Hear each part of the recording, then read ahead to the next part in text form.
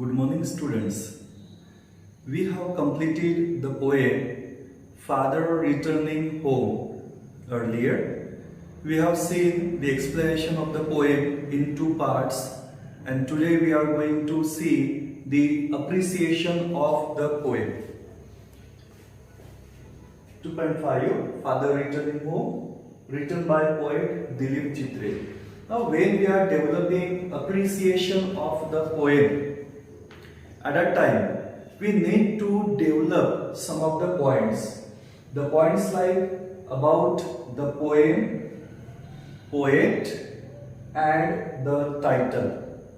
Then theme, summary, gist of the poem, poetic style, language, poetic devices used in the poem. Again, special features if they are in the poem, the novelties means here the newness, focusing elements, what they are. Then the message that we get with the help of the poem, values, morals in the poem, and lastly your opinion about the poem. Now let us begin. What is the first point? That is about the poem, poet, and the title. Now here the poem, it is Father Returning Home, written by Dilip Chitre. Dilip Chitre is a bilingual poet. He used to write in Marathi as well as in English language also, and he who has translated many saint poems. Is here very famous poet, saint poets are there. Sant Tukaram, he is his favorite personality, and he has changed many of the poems. Means here the saint abhangas into English language. Okay, and he has tried to interpret what the message that these saints want to give us.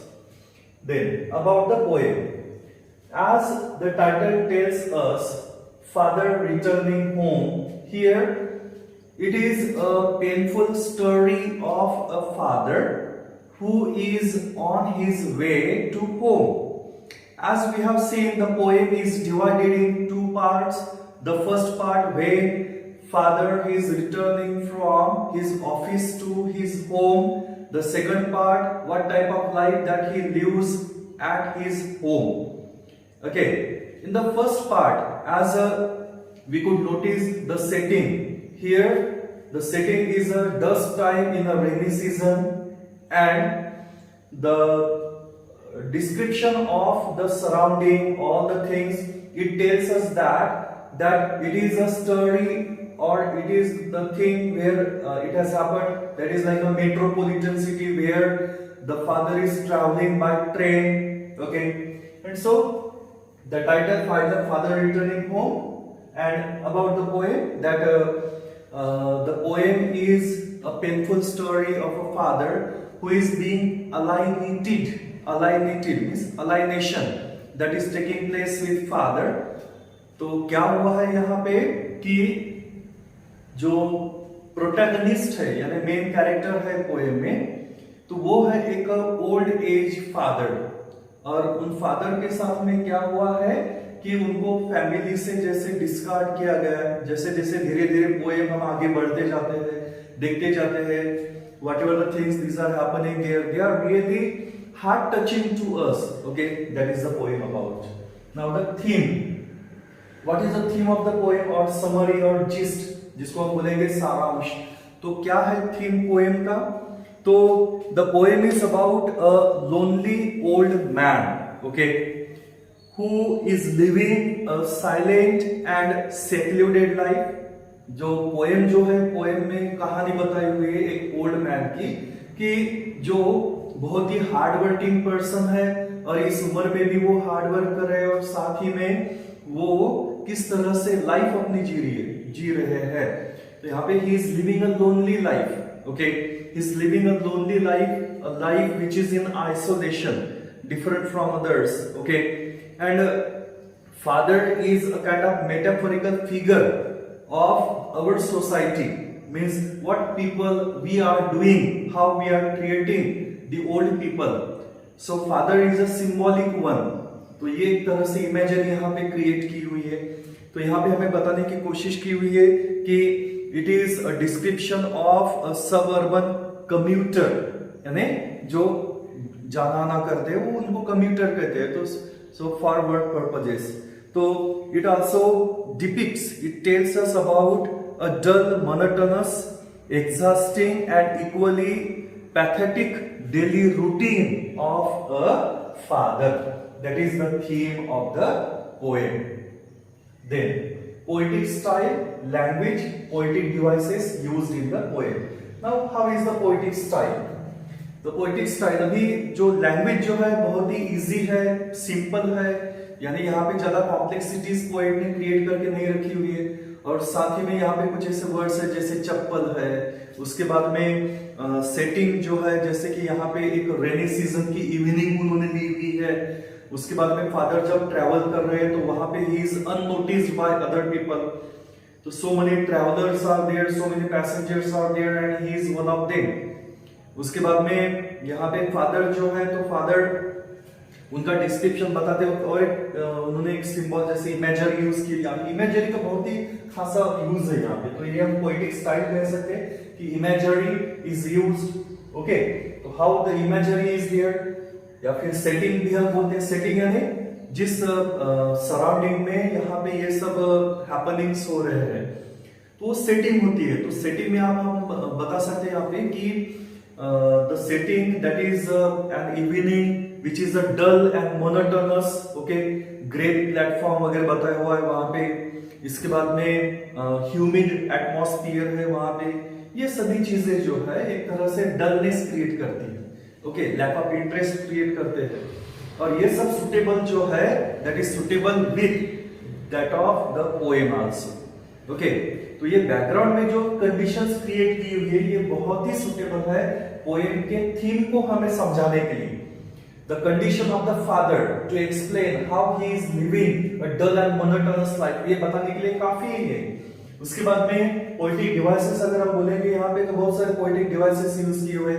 साइनेडॉक छे, या फिर और कहेंगे एक है transferred epithet. Okay, alliteration है, simile figure of speech particularly use किया हुआ है. एक दो जगहों पे आपको दिखेगा वहां पे.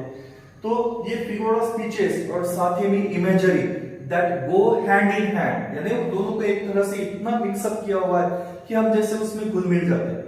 जैसे एक एक्सप्रेशन वहां पे आया हुआ है कि बोले द बुक्स, यानी जो बैग जो है जैसे एकदम ऐसे हैंडल पकड़ के वहां पे पिक्चर भी बताया हुआ है. तो उनके बैग है और बैग में से बैग इतनी ओल्ड और इतनी वो एक तरह से पुरानी हो चुकी है कि जिस वजह से क्या हो रहा है कि father can not even pay attention to his own life also, his own luxuries also. Okay, जो नेसेसरी थिंग्स है उनको भी वो बाय नहीं कर पा रहे हैं. और साथ ही में उन्होंने दूसरी कंडीशन बताई कि उनकी बैग में जो किताबें जो है obviously would be read by him. ठीक है ना, तो किताबें जो है they are about to fall. Okay, तो इतने सारे ऐसे भरी हुई है और ये बैग जो है वो भी फटने को आई हुई है. That is just tearing.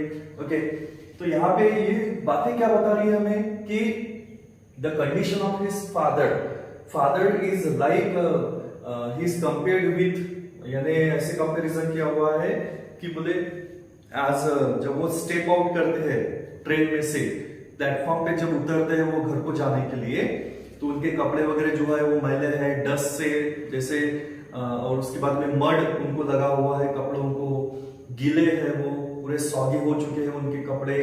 ठीक है ना. और उसके बाद में फिर से यहाँ पे बताया हुआ है कि लाइक अ सेंटेंस है ना, वो एक like a word in a long sentence, ऐसा उनका डिस्क्रिप्शन बताया हुआ. तो ये बहुत ही इंपॉर्टेंट है. ओके, तो like a word drop from a long sentence. Okay, इस तरह से वो he is getting down from the train. ये हमें क्या बताता है कि here he is actually having a less value in the society. तो जैसे अगर कोई एक आध उतनी सारी ट्रेन है, ट्रेन में से जैसे वो उतर रहे निकल रहे हो वहां से घर को जाने के लिए, तो वहां पे जैसे अगर लंबा सेंटेंस है उसमें से एक आध वर्ड अगर निकल भी गया, it will not affect that much. Okay, तो इसी तरह से यहाँ पे बताने की कोशिश की हुई थी। So many people are there and they are travelling, this father who has grown old, और वो कैसे है कि एक तरह से वो अननोटिस्ड है बाय द सोसाइटी, उनका कोई इंपॉर्टेंस ही नहीं, he doesn't have any value in the society. Okay, तो ये पोएटिक डिवाइसेस, इमेजरी, उसके बाद में सेटिंग, इन सब चीजों से यहाँ पे बताने की कोशिश की हुई थी। So language is also very simple करेंगे। स्पेशल फीचर्स और नोवेल्टीज और फोकसिंग एलिमेंट्स, तो यहाँ पे और से हम बताने की कोशिश करेंगे कि यहाँ पे जो प्लेटफॉर्म की इमेजरी यूज की हुई है, उसके बाद में एक तरह से पोएम में, और एक थोड़ा सा यहाँ पे कि इनफॉर्मल लैंग्वेज यूज की हुई है, यहाँ पे इनफॉर्मल लैंग्वेज यूज की हुई है। तो इनफॉर्मल लैंग्वेज कैसे कि यहाँ पे कुछ वर्ड्स यूज किए हुए हैं, जैसे चप्पल्स वगैरह हो गया, उसके बाद में यहाँ पे ही इज एक्चुअली कंटेम्पलेटिंग, जब वो सेकंड पार्ट में हम देखते हैं वहां पे कि he goes into the toilet and there he contemplates man's estrangement from a man made world. ये जैसे एक तरह से हमें बताता है कि आउट ऑफ द वे हमें he is making us to think about. Okay, यहाँ पे हमें ये सोचना है कि what kind of life this old people are living.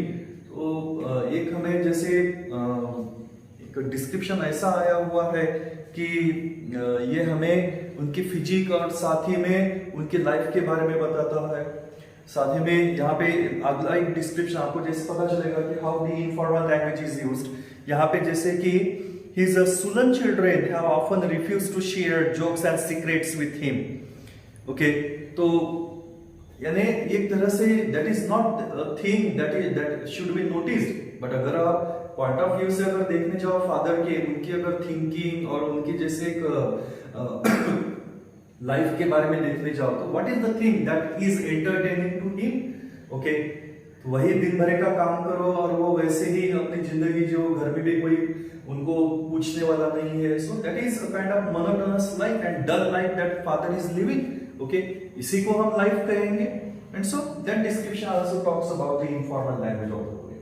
अभी स्पेशल फीचर्स के बारे में हम जैसे बात करते हैं यहाँ पे, तो यहाँ पे स्पेशल फीचर्स में हम बता सकते हैं यहाँ पे कि how the father is actually not getting any company by his father, the way he is living in his journey from office to home. Okay, तो वहां पे अपनी लाइफ वो रिस्क में डाल रहे हैं, क्रॉसेस द रेलवे ट्रैक्स वगैरह वहां पे बताया हुआ है ना। और उसके बाद में his chappals they are sticky and with mud.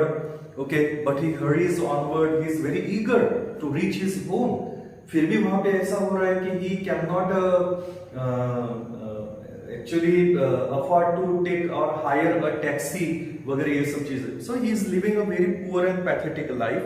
Okay, घर पे आने के बाद में भी drinking that weak tea, उसके बाद में stale chapati that he is eating, और उसके बाद में reading a book. Okay, तो ये सब उनकी हॉबी है। लेकिन इसके अलावा उनके फैमिली से जैसे हम वेल नीट फैमिली कहते हैं या फिर फैमिली बॉन्डिंग जिसमें हम कहते हैं, तो ये सब बातें वहां पे नहीं है। So special feature that the poet is trying to attract our attention towards the problem of the old age people।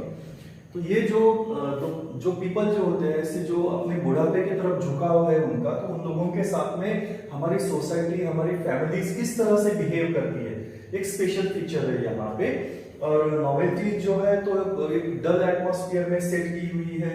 और उसके बाद में फोकसिंग एलिमेंट्स अगर हम कहना चाहेंगे तो यहाँ पे पोएम में हमें figure of speeches, language, imagery और एक तरह से डिस्क्रिप्शन वगैरह जो है ये इतना विविध है कि really that makes us feel think that what the kind of life the father is living. उसके बाद में मैसेज और वैल्यूज के बारे में हम बात करेंगे।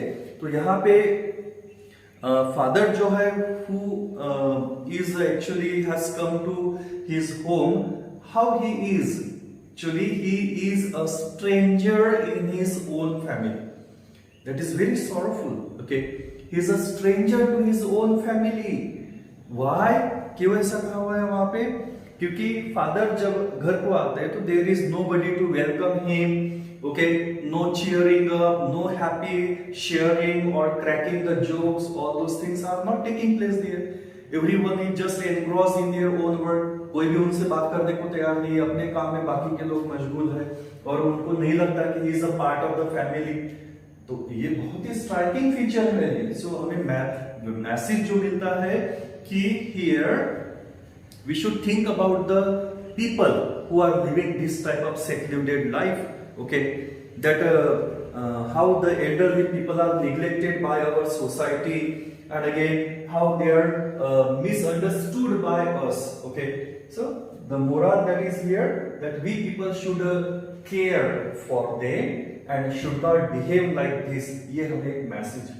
Now opinion about the poem. Really I become very sad to hear the life that the people are living in their old age. तो आज हम जैसे यंग है तो time will come to us also that when we will grow old and again here we will be again facing the same kind of condition that the person is facing in the poem, okay. तो यहाँ पे हमें सोचने वाली बात है कि the poem makes us, यानी अभी अपना ओपिनियन दे रहा है यहाँ पे, तो यहाँ पे हम बता सकते हैं कि really the poem makes us think that here the way old man is treated, that is very sorry, and again here the person, he has devoted his whole life for the welfare of the family, but how do we treat them, है कि नहीं? कि father जो होता है वो father अपनी पूरी जिंदगी गवा देता है अपनी फैमिली के लिए, अपने बारे में कभी नहीं सोचता। वो मम्मी जो होती है वो भी वहां पे किचन में खुद को जलाते हुए वहां पे वो अपनी फैमिली के लिए खुशियां लाने की कोशिश वो करती रहती है, और इतना सब होने के बावजूद how do we treat those people, that is a very sorry thing, okay. तो ये सब बातें यहाँ पे these are the part of the appreciation. Appreciation इसको हम कहेंगे एक तरह से पोएम को अप्रिसिएट करना, जिसका एक एक फीचर का बारकाई से वहां पे सोचना, और यहाँ पे हमें सोचने के बाद में बहुत ही एक सैड मूड में हमें ये पोएम लेके जाती है, और हमें एक निग्लेक्टेड टॉपिक है ये, इसके बारे में कोई नहीं सोचता ज्यादातर। तो यहाँ पे पोएम हमें सही में एक तरह से कंटेम्पलेट करने के लिए मजबूर करती है। So that is the appreciation of the poem. Thank you.